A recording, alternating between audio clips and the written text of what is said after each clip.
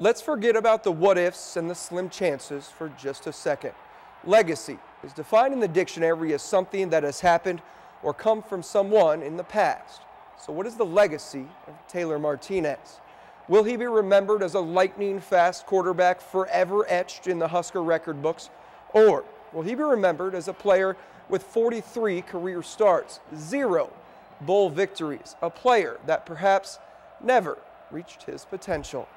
Number 3 burst onto the scene as the freshman savior in 2010. 80 yards and a touchdown for Nebraska in the blink of an eye. Beating out Cody Green and Zach Lee, he went on the road for dominating performances against Washington and Kansas State, catapulting the Huskers to a number 4 ranking.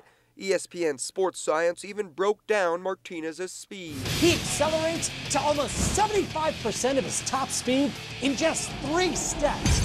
But the Huskers would tumble, losing a much-publicized game to Texas A&M. The Big 12 championship to Oklahoma, then a rematch with the Huskies in the Holiday Bowl. Hampered by an ankle injury the second half of the season, Martinez finished his freshman campaign with nearly 2,600 yards of total offense, 12 rushing touchdowns, 10 scores through the air, Big 12 Freshman Offensive Player of the Year, and first-team Freshman All-American honors. The accolades meant 2011 came with high hopes, a new conference, and a preseason number 10 ranking for the sophomore.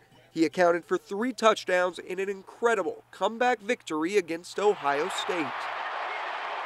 But it ended much the same. The Huskers lost 3 of their last 5, including a Capital One Bowl loss to number 9 South Carolina. Obviously, we didn't finish off the way we wanted, but doesn't take away from where we're going, what we've accomplished. Martinez set a sophomore school record for total offense, but threw 8 interceptions, completing just 56% of his passes, and was heavily criticized for an awkward throwing motion. He spent the offseason looking to change that, working with a special quarterback coach in California. He looked so comfortable as far as with his balance and understanding. He came back with a new outlook for his junior year. Critics remained divided, but the numbers showed improvement. He passed for nearly 3,000 yards, rushed for more than 1,000. He accounted for 33 total touchdowns. Nebraska led the Big Ten in total offense. Taylor led Nebraska to a Big Ten championship game. This is a Nebraska team that knows how to come back.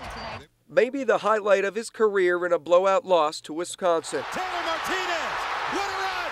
He's got a lane! Martinez! Wow! Taylor Martinez, touchdown! And another Capital One game loss, this one to Georgia. Martinez was on nearly every award watch list imaginable for his senior year. There was even background noise of Heisman talk. But after 9 passing touchdowns in the first 3 games, Taylor's season was marred with injuries. South Dakota State snapped a streak of 32 consecutive starts. He spent the next 3 weeks in a walking boot.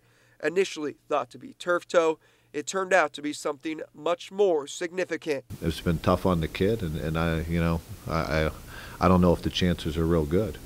Players now hesitantly reflect. Martinez and Kenny Bell have connected 101 times in the last 3 years, one of the most lethal duos in the Big Ten. You don't spend 5 years in a program and just not affect anybody around you. I remember how tough he is. I mean, say whatever about you want, but that kid's tough, man. I mean, he takes licks and he gets right back up and keeps playing. But when your body says no, it's not healthy, man, you can't do much about that. Taylor Martinez would return for one more game against Minnesota. His last play, an interception in the devastating loss to the Gophers. His complicated Husker career cut short by an injured left foot. His Husker legacy forever unfinished. Reporting on the inside, Bill Shamert, Channel 8 Eyewitness News, Sports.